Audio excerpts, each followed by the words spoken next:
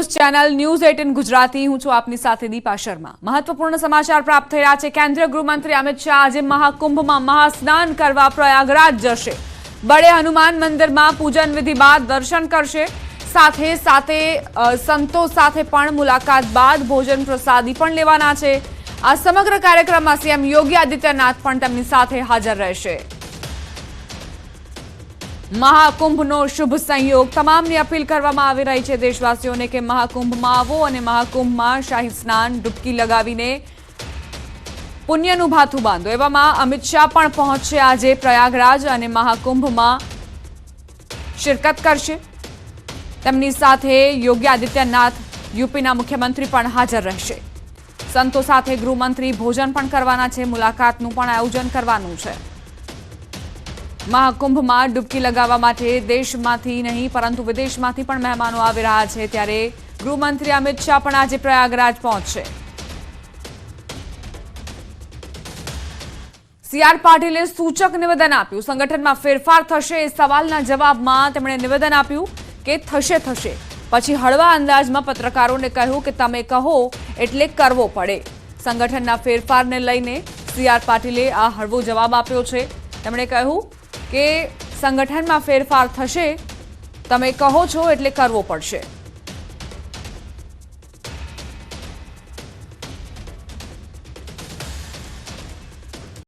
સંગઠનમાં ફેરફાર થશે સાહેબ? હા થશે થઈ જશે। તમે કહો એટલે કરવું જ પડે ને।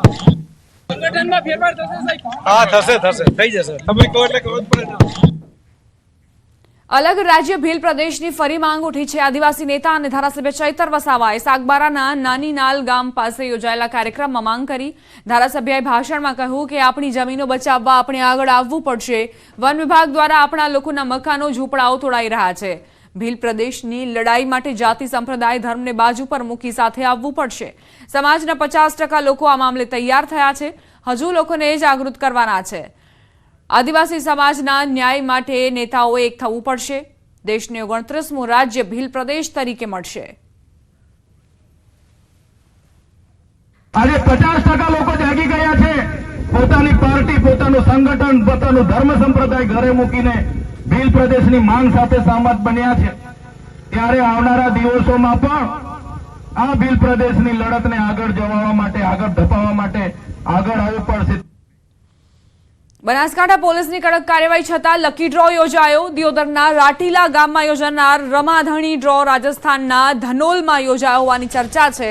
સમગ્ર ઇનામી ડ્રોનું યુટ્યુબ પર લાઈવ ટેલિકાસ્ટ કરવામાં આવ્યું હતું।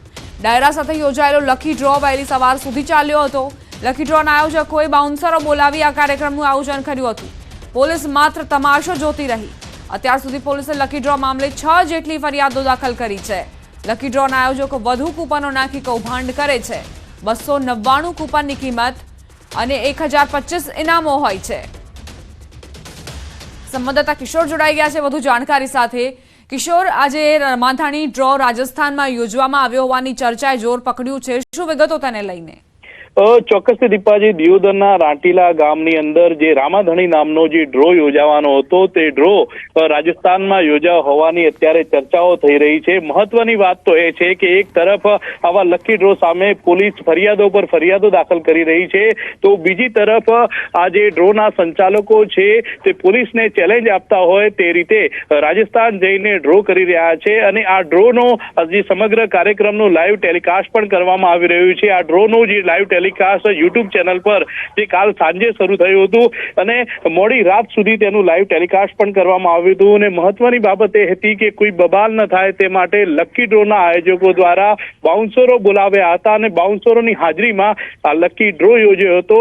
જ્યારે અનેક લોકોએ પોલીસને રજૂઆત પણ કરી હતી, પણ પોલીસ એવું કહી રહી હતી કે તમે ફરિયાદી બનો પછી જ અમે કાર્યવાહી કરશું। આમ પોલીસની કાર્યવાહી સામે પણ અનેક સવાલો ઉઠ્યા છે। ત્યારે આ લકી ડ્રોની અંદર 299ની કિંમતની કૂપનો હતી, 1025 ઇનામો હતા અને આ લકી ડ્રોના આયોજકો દ્વારા વધુ કૂપન નાખીને આ કૌભાંડ કરવામાં આવે છે। છતાં પણ પોલીસે આ ડ્રો સામે કાર્યવાહી ન કરતા અનેક સવાલો પણ ઉઠી રહ્યા છે।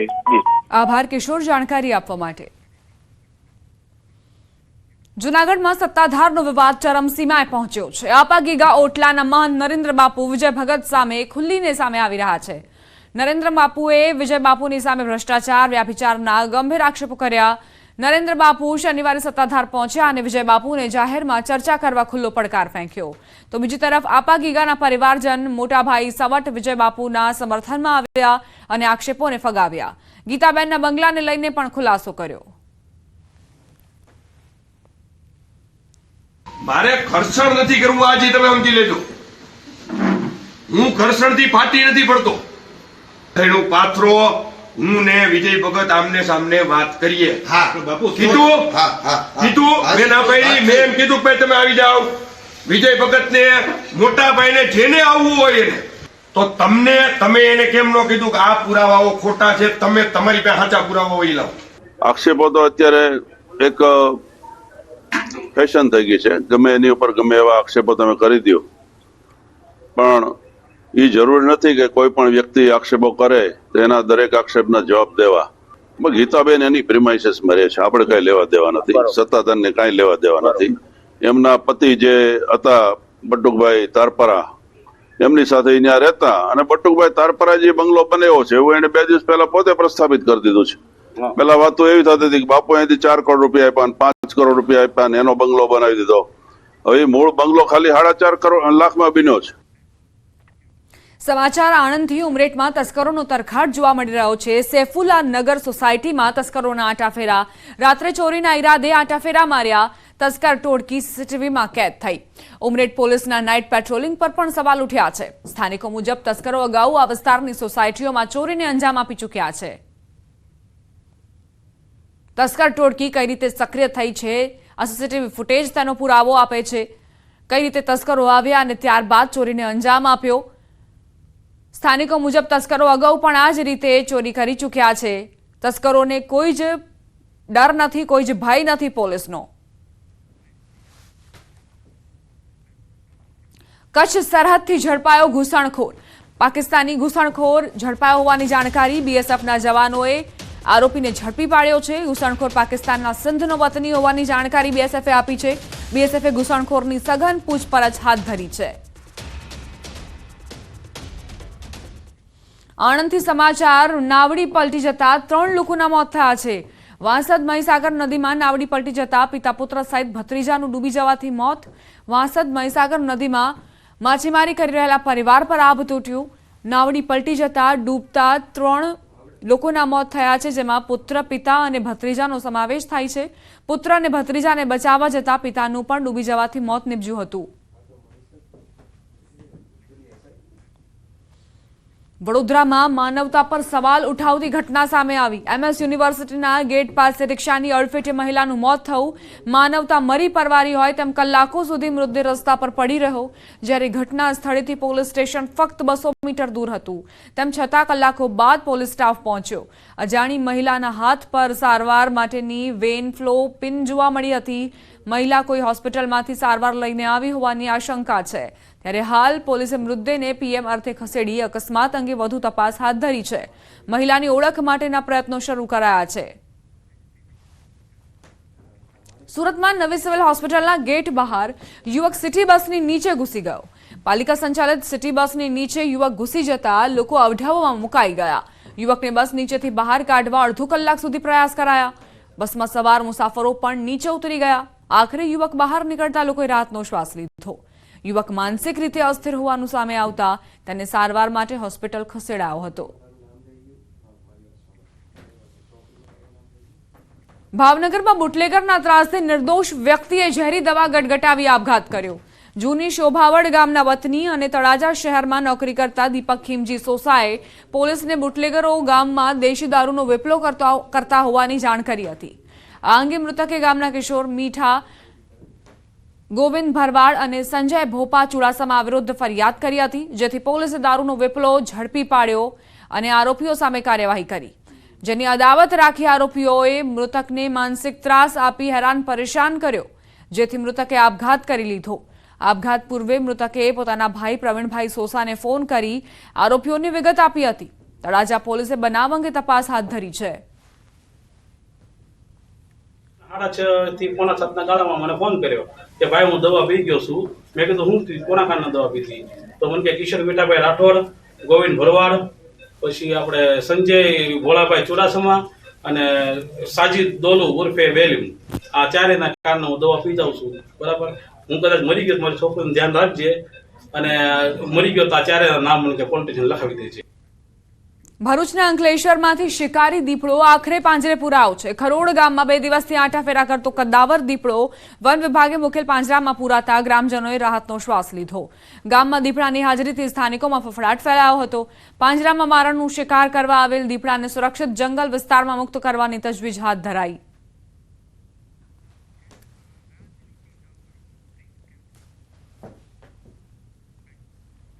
હવે આગળ વાત રાજનીતિ ન કરો.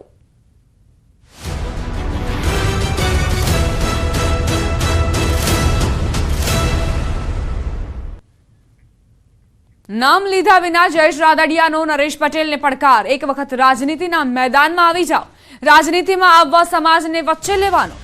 9મા શાહી સમૂહ લગ્નોત્સવમાં સંબોધન દરમિયાન જામકંડોરણામાં 511 દીકરીઓના સમૂહ લગ્ન યોજાયા હતા. અસલ અંદાજમાં જયેશ રાદડિયાના પ્રહાર. આક્રમક મૂડમાં તેઓ વિરોધીઓ પર વરસ્યા. સમાજની 2% ટપોરી ગેંગ સક્રિય હોવાનું કહ્યું. હવનમાં હાડકા નાખવાનું કામ કરે છે. પાડી દેવાના કાયમી પ્રયાસ કરવામાં આવે છે તેવા પણ નિવેદન તેમણે આપ્યા છે. જેતપુરના ધારાસભ્ય જયેશ રાદડિયાએ પ્રેમના પાનેતર 511 સમૂહ લગ્નમાં લેઉવા પટેલ સમાજના લોકોને સંબોધ્યા અને વિરોધીઓ પર પ્રહારો કરતા રાદડિયાએ કહ્યું કે સમાજની અંદર 2-5 લોકોની ટપોરી ગેંગ હવનમાં હાડકા નાખવાનું કામ કરે છે. જે રાજકારણમાં નથી એ સમાજમાં રાજકારણ કરે છે. રાજનીતિમાં ન હોવા છતાં મને પાડી દેવાના પ્રયાસ કરી રહ્યા છે. જયેશ રાદડિયાએ લેઉવા પટેલ સમાજને ટકોર કરતા કહ્યું હતું કે આવી ટોળકીને સમાજે ઓળખવાની જરૂર છે. જયેશ રાદડિયાએ વિરોધીઓને ખુલીને પડકાર ફેંકતા કહ્યું હતું કે રાજકારણ કરવું હોય તો રાજનીતિમાં આવી જાઓ. કેટલાક લોકો 2 દિવસ પહેલા જ વિચારતા હતા કે મારું તીર આવશે. મેં કીધું ખમો, મારું તીર આવશે જ, બરાબર નિશાન પર આવશે. મારી ઓપન ચેલેન્જ છે, તમે બધું મૂકી અને એકની રાજનીતિ અંદર આવી જાઓ. આ મેદાન ખુલ્લું છે, રાજનીતિમાં આવો. તમે એક વખત રાજનીતિના મેદાનની અંદર આવો. રાજનીતિ ખુલ્લું છે. અહીંયા કોઈનું સર્ટિફિકેટ લેવા જવાનું પૂછવાનું ન હોય. જેથી જય વિઠ્ઠલભાઈએ શરૂઆત કરી, જયેશ રાદડિયાએ શરૂઆત કરી, સમાજને પૂછીને રાજકારણમાં આવ્યા હતા. 2-5 લોકોની ટીમ, કે જે ટીમ જ્યાં હંમેશા સમાજનું સારું કામ થતું હોય ત્યાં હવનમાં હાડકા નાખવાની કામગીરી આજની તારીખે પણ આપણા સમાજની 2% ટપોરી ગેંગ કામ કરી રહી છે. મિત્રો, રાજનીતિની અંદર નથી. જયેશ રાદડિયાને પાડી દેવાના કાયમી માટે પ્રયત્નો કરવામાં આવે. એને રાજનીતિ અરે નાવા ઢીચવાનો જેને સંબંધ નથી, એ રાજનીતિ અંદર જયેશ રાદડિયાના નડિયા ગણવાના પ્રયત્નો કરે. સમૂહ લગ્નમાં જયેશ રાદડિયાએ મીડિયા સાથેની વાતચીતમાં નિવેદન આપ્યું હતું કે હું રાજનીતિનો માણસ છું. હું રાજકારણના સમય રાજકારણ કરું છું. જે મારા વિરોધીઓ છે એને જવાબ દેવાની જરૂર નથી. પૂરી તાકાતથી સમાજનું કામ કરીશ. જે લોકો સમાજના કામમાં અડચણ ઊભી કરે તે એનું કામ કરે. જે મારા વિશે બોલતા હોય એને મારે જવાબ દેવાનો નથી. આ જ્ઞાતિ બંધુ અહીંયા ઉપસ્થિત છે. આ ભવ્ય જે કાર્યક્રમ થયો છે એ જ એનો જવાબ છે. એટલે એને જે બોલવું હોય, જે અડચણ ઊભી કરવી કરી રાખે, એ એનો વિષય છે. હું મારું કામ કે રાજનીતિમાં રહેવા છતાં પણ સમાજની જે પ્રવૃત્તિ છે એમાં કેમ પીછેહટ મેં નથી કરી. વિઠ્ઠલભાઈનો દીકરો છું, એનો વારસદાર છું. જયેશ રાદડિયાના નિવેદન અંગે પાટીદાર અગ્રણી જયંતિ સરધારાનું નિવેદન. જયેશ રાદડિયાએ જેને ટોળકી ગણાવી છે તે સામાજિક સંસ્થાના આગેવાન છે. નામ લીધા વગર જયંતિ સરધારાએ પણ પ્રહાર કર્યા. વિઠ્ઠલ રાદડિયા અને જયેશ રાદડિયાની મીઠી નજરથી જ આ સામાજિક સંસ્થા મોટી થઈ છે. હવે એ જ સંસ્થાના અગ્રણીઓ જયેશ રાદડિયા સામે પડ્યા છે. ટોળકીને સૌ લોકો જાણી ગયા છે. પોતે સામાજિક સંસ્થા અને ધાર્મિક સંસ્થા સાથે જોડાયેલા હોય અને એની સાથે સાથે એમ બોલતા હોય કે અમે રાજકારણ કોઈ દી કરશું નહીં, પણ રાજકારણ કરે જ છે. અને એનું મારે નામ દેવાની જરૂર નથી. સૌ લોકો, આખો સમાજ જાણે છે. આ ટોળકી છે એ કોઈ તમારો ઈશારો કઈ બાજુ સ્પષ્ટ ઈશારો કરશો? કોઈ સામાજિક સંસ્થાના અગ્રણી છે, કઈ શું સ્પષ્ટ ઈશારો આપ બધા જાણો છો. કોણ છે, શું કરે છે, બોલે છે શું, કરે છે શું? સમાજને ગેરમાર્ગે દોરવાના ધંધા કરે છે.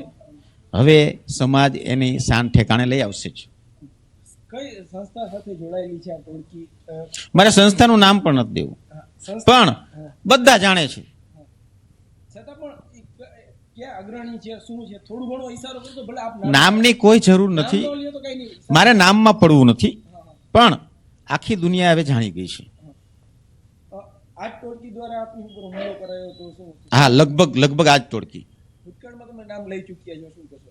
ત્યારે નામ લઈ લીધું છે, હવે નામ લેવાની ભૂલ નહીં કરું. શું કહેશો, કઈ રીતના આખી આ પ્રવૃત્તિ થતી હોય છે જ્યારે એક સમાજના આગેવાન તરીકે આટલા સમાજના અમુક ન્યુસન્સ ટાઈપના લોકો છે, જેને સારા લોકોને આગળ નથી આવવા દેવા, સારું કામ કરે છે ને આગળ નથી આવવા દેવા. શું કામ? કે એને કામ કરવું નથી અને સમાજનું આગેવાની લેવી છે, સમાજને ગેરમાર્ગે દોરવો છે. ખાલી સંસ્થાવાળા નહીં, અમારા ભાજપમાં પણ અમુક લોકો એવા છે કે જે ઓફિસમાં બેસીને રાજકારણ ચલાવે છે અને સમાજના જ સારા યુવાનોને પતાવે છે. એટલે આવા લોકો ક્યારે એ એક હોય છે, ક્યારે સામસામે હોય છે, કોઈ સમજી નથી શકતું. તો નામ લીધા વગર જયેશ રાદડિયાએ જે પ્રહારો કર્યા છે તેના ઉપર જયંતી સરદારાએ પણ નિવેદન આપ્યું. જયેશ રાદડિયાએ કહ્યું કે રાજનીતિમાં રાજનીતિ કરો, રાજનીતિના મેદાનમાં આવીને રાજનીતિ કરો.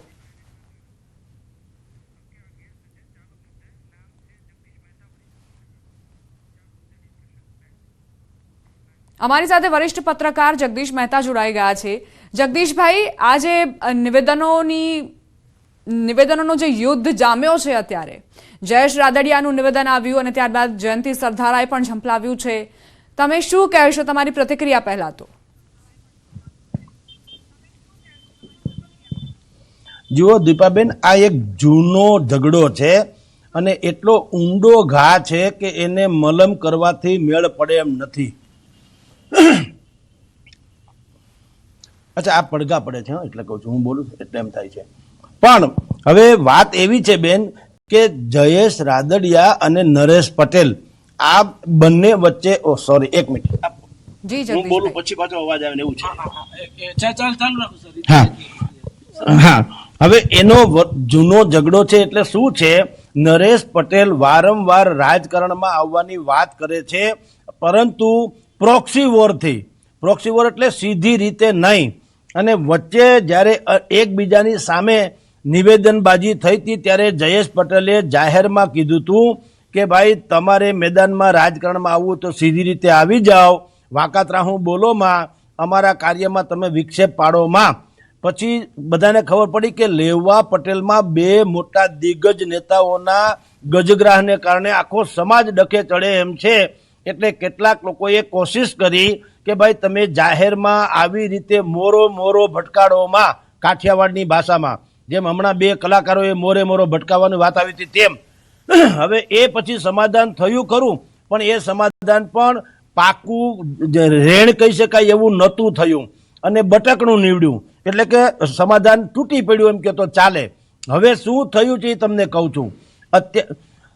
સૌરાષ્ટ્રના અનેક ગામોમાં ખોડલધામ સેવા સમિતિ નામની સમિતિઓ અનેક ગામોમાં છે. આની પહેલા જ્યારે જયેશ રાદડિયાએ 331 કે 321 દીકરીના લગ્ન કરેલા ત્યારે જે તે ગામમાંથી જાન આવે અને જાન પાછી જાય ત્યાં સુધીની જવાબદારી જે છે એ જે તે ગામની ખોડલધામ સેવા સમિતિને સોંપવામાં આવી હતી. હવે બધાય છે પટેલ એટલે તો સ્વાભાવિક જ ખોડલધામ સેવા સમિતિને સોંપવામાં આવી હોય, પરંતુ કેટલાક લોકોએ ના પાડી એટલે એ ખોડલધામ સેવા સમિતિએ આ જવાબદારી સંભાળવાનો ઇનકાર કરી દીધો. અને ત્યારથી ઓર વધ્યો ડખો કે ભાઈ કાર્યક્રમ તો સમાજનો છે ને સમાજના કામમાં જ ખોડલધામ સેવા સમિતિ ના પાડે તો એનો અર્થ શું સમજવો કે કોક માણસ જે છે એ આને આવો આદેશ કરી રહી છે અને કોકનું ગુજરાતી અહીંયા નરેશભાઈ પટેલ થાય છે. હવે અત્યારે તમે જુઓ 551 દીકરીઓના લગ્ન થયા.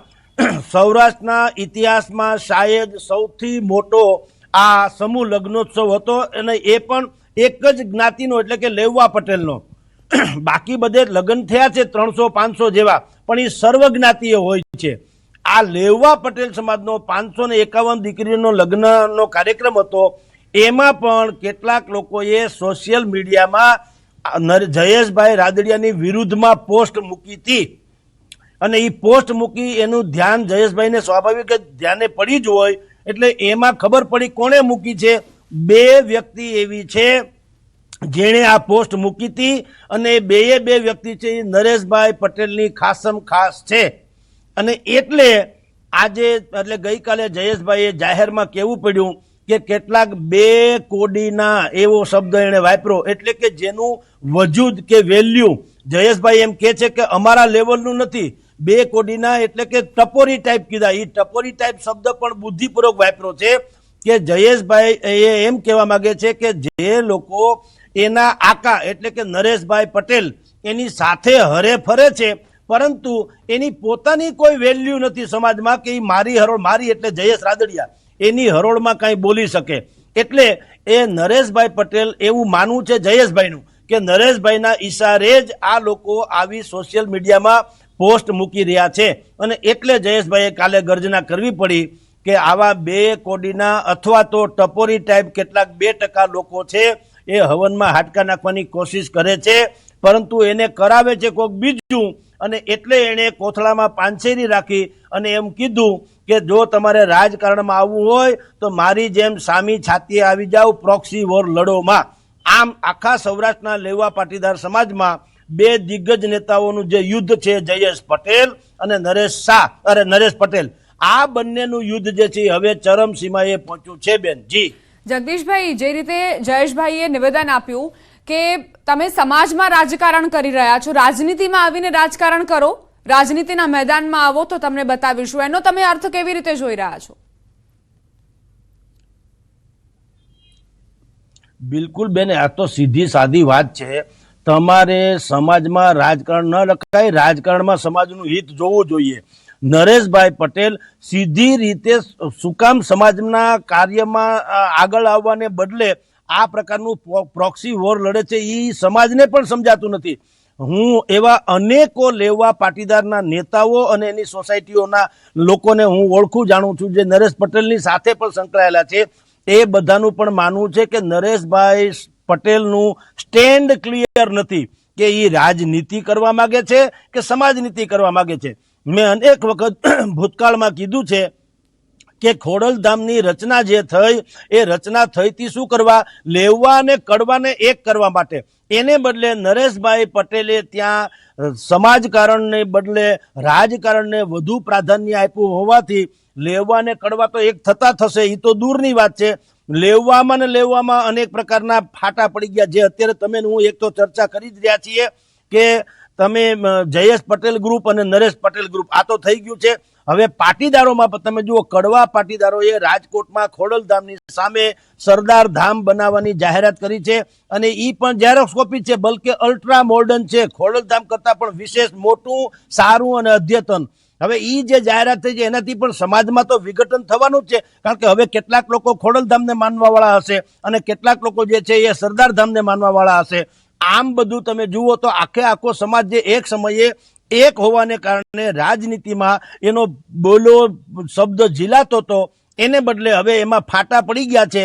એટલે હવે પટેલ સમાજને આનાથી બહુ મોટું નુકસાન થવા જઈ રહ્યું છે. જયેશભાઈની અને નરેશભાઈની સમાધાન માટે જેટલા પ્રયાસો થયા એ સમાધાનની વાત જે છે એ જયેશભાઈ સ્વીકારી હતી કે ભાઈ હું નાનો છું, હાલો હું આમાં થોડું ઘણું જતી કરી લઉં, અને નરેશભાઈ મોટા છે તો એણે ઉદારતાથી એક બોયલું પાળવું જોઈએ કે હવે પછી તેઓ શ્રી આવા કોઈ કોન્ટ્રોવર્શિયલ નિવેદનો કરશે કે કરાવશે નહીં. ઇફકોની ચૂંટણી વખતે પણ જયેશભાઈ મેદાનમાં હતા ઇફકોના ડિરેક્ટર માટે થઈને, ત્યારે દિનેશભાઈ કુંભાણી જે ખોડલધામના ટ્રસ્ટી છે એના નામે એટલે કે એના સોશિયલ મીડિયાના એકાઉન્ટ ઉપરથી એવા બધા મેસેજીસ વહેતા મૂકવામાં આવ્યા હતા કે આપણે જયેશભાઈ રાદડિયાને મત આપવાનો નથી, ટેકો આપવાનો નથી, બલકે આપણે જે ગોતા જે છે ત્યાં અમદાવાદ ગાંધીનગરમાં એને આપણે મત આપવાનો છે કારણ કે એ ખોડલધામના છે. એમ કરીને ત્યારે પણ તડા પાડવાની કોશિશ કરી હતી અને આ યુદ્ધ ચરમસીમાએ પહોંચ્યું હતું. એવું જ હવે પાછું થયું છે. સમાધાનના બધા પ્રયાસો ફોક ગયા એટલે કે ફેલ ગયા. કોઈએ બોલ્યું પાડ્યું નહીં અને નરેશભાઈના ઈશારે જ હોય એમ, કારણ કે એની જે કોઈ અત્યારે સોશિયલ મીડિયામાં પોસ્ટ મૂકી રહ્યા છે એ બિલકુલ નરેશભાઈના પડછાયા જેવા લોકો છે. તો એ નરેશભાઈને પૂછ્યા વગર મૂકે એ માનવાને કોઈ કારણ નથી. અને જો એ પૂછ્યા વગર મૂકતા હોય, ધારો કે મૂક્યું હોય, તો નરેશભાઈએ ઠપકો આપવો જોઈએ કે ભાઈ તમે શું કામ આવી સોશિયલ મીડિયામાં પોસ્ટ મૂકો છો જેને કારણે ગામડા સળગી જાય છે કે સમાજમાં આગ લાગે છે. એમ એને ઠપકો નથી આપ્યો એનો અર્થ એમ છે કે એના છુપા આશીર્વાદ છે. અને એ વાતની જયેશ રાદડિયાને લાગી આવ્યું હોય એટલે એણે જાહેર ફંક્શનમાં કાલે 551 દીકરીના લગ્ન હતા એટલે એણે કહેવું પડ્યું કે ભાઈ તમે લોકો પ્રોક્સી વોર ન કરો, તમારામાં ત્રેવડ હોય તો તમે સામી છાતીએ રાજકારણમાં આવો, પરંતુ પાછળથી જેને પ્રોક્સી વોર કરે એવું કરોમાં. આમ કરવાથી પછી મારે મેદાનમાં આવવું પડશે જેમ અને તેમ. એનું ગુજરાતી એ થયું કે હવે આ લડત ઓર ચરમસીમાએ છે. સમાજના નામે રાજકારણ ખેલનારાઓએ આખા સમાજને એકદમ હાસ્યામાં ધકેલી દીધો છે. બેન જી દીપાબેન. જગદીશભાઈ, જે જયેશ રાદડિયાનું નિવેદન છે તેનાથી એ સ્પષ્ટપણે જોવા મળી રહ્યું છે કે બે ફાંટા પડી ગયા છે લેવા પટેલ સમાજમાં. તો હવે સમાજ કઈ રીતે આ જે બે ફાંટા છે તેને દૂર કરશે? કારણ કે અત્યાર સુધીના જે પણ પ્રયાસો કરવામાં આવ્યા તે નિષ્ફળ સાબિત થયા છે જયેશ રાદડિયાના આ નિવેદન બાદથી. એનું કારણ છે દીપાબેન, આમાં છે ને સમાજના મોભીઓને ખબર હોવી જોઈએ કે તમે આઇકોનિક વ્યક્તિ છો, તમે એક વિશિષ્ટ વ્યક્તિ છો, તમારા બોલની કંઈક કિંમત હોવી જોઈએ. તમે આજે બોલો ને કાલે ફરી જાઓ એમ ન ચાલે. તમારે જ્યારે ભૂતકાળમાં દિલીપ સંઘાણીથી માંડીને પરસોત્તમ રૂપાલા સુધીના જ્યારે સમાધાનની વ્યવસ્થા કરી હતી જયેશભાઈની અને નરેશભાઈની, ત્યારે જયેશભાઈએ થોડુંક ઝૂકાતા અને નરેશભાઈને એમ કહેવામાં આવ્યું હતું. નરેશભાઈએ પોતે એવું કીધું હોવાનું અમને જાણવા મળે છે કે એણે સમાધાનકારી નેતાઓને એમ કીધું હતું કે હવે પછી હું કોઈ આવા સ્ટેટમેન્ટ કરીશ નહીં જેનાથી સમાજમાં વિખવાદ પેદા થાય. પરંતુ હવે એ નથી કરતા તો એના પડછાયા જેવા લોકો કરે છે. હવે વાત તો ઈ નહીં થઈ. હવે એવું થયું એટલે આ લોકો ઓર ભડકું અને બંને વચ્ચે તિરાડ એવી થઈ ગઈ છે જે આપણે કહીએ ને મોતી ભાંગું વિંધતા ને મન ભાંગું કવેણ. જગદીશભાઈ, માફી સાથે તમને રોકું છું, સમયનો અભાવ છે. આપ અમારી સાથે જોડાયા તે બદલ આપનો ખૂબ ખૂબ આભાર.